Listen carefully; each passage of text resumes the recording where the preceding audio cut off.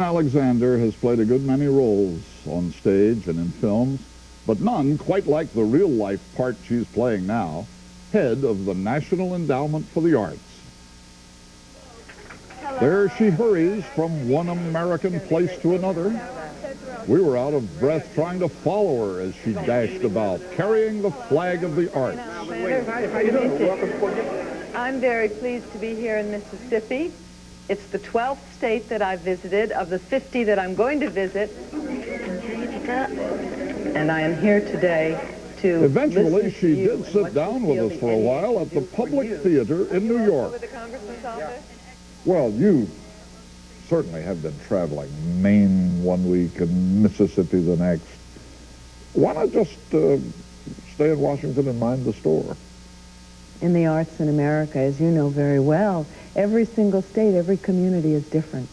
So their arts are going to reflect their lives. You can't impose art from above. It has to start with who you are and who the community is and what they want. What I'm hearing is that they don't have enough money to do all the things they dream of doing.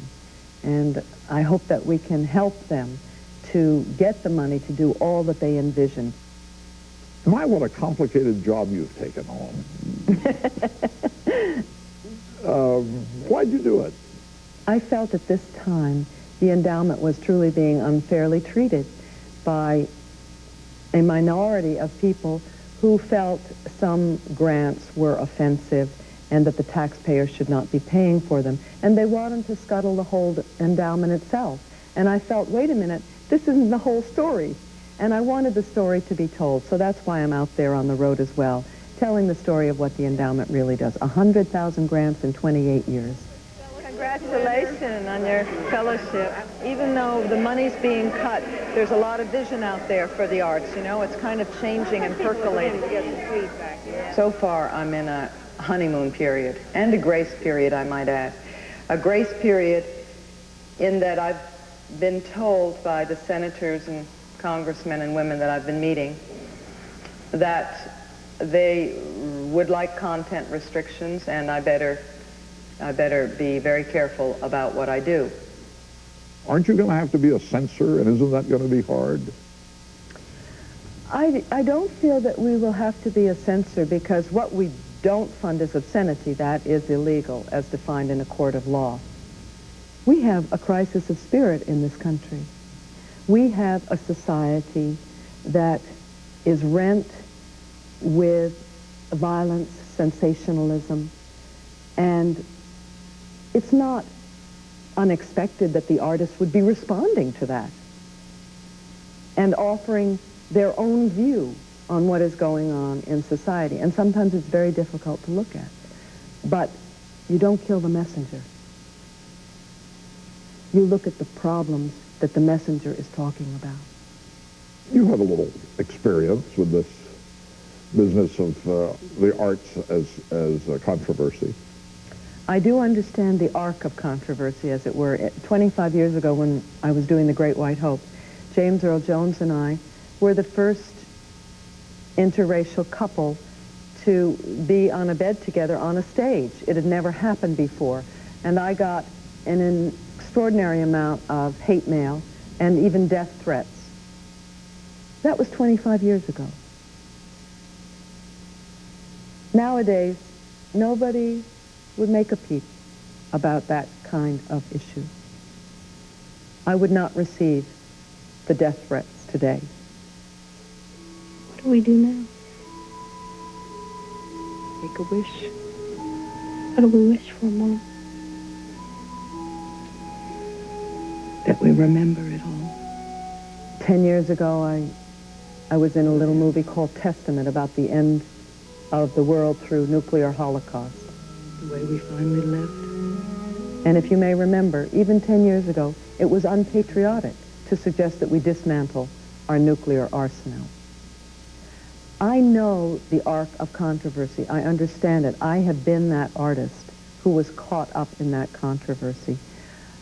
I know that the arts somehow cushion the shock and that today's controversies become tomorrow's culture, if the art is good. What other areas are we thinking of under that arts technology umbrella?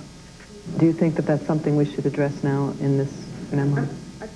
Do you some days wish to be Jane Alexander actress again instead of Jane Alexander bureaucrat? I think since I've been 18 years old, I've never gone more than 4 months without being on a stage acting as a character. I'm at that 4-month point already. I'm past it. And I do find myself one time, if I tend to drift in this interview, and you see my eyes glaze over, it's because here I am on the stage of the New York Shakespeare Theater, and I tend to think then of the classics, the plays that I always wanted to play and have played so many parts of, and still dream about it. So yes, I do think about those things, but this is a very exciting job. Have you a hope, a vision for the arts in our country? I would like to see the arts in the lives of all young people, first of all. And what is these birds? Crows? Yeah. Ducks. Ah. Most of them will find in one of the disciplines something that engages them. It always has seemed to me that an acquaintance with literature and great plays and great paintings have a civilizing effect, which heaven knows our country needs right now. I think we need that. This is a wonderful way to bring people together, and I look to it as some of the solutions for our problems with inner cities and youth. I maintain that if you give a child a paintbrush, a pen, or a clarinet, that child is not going to pick up a gun.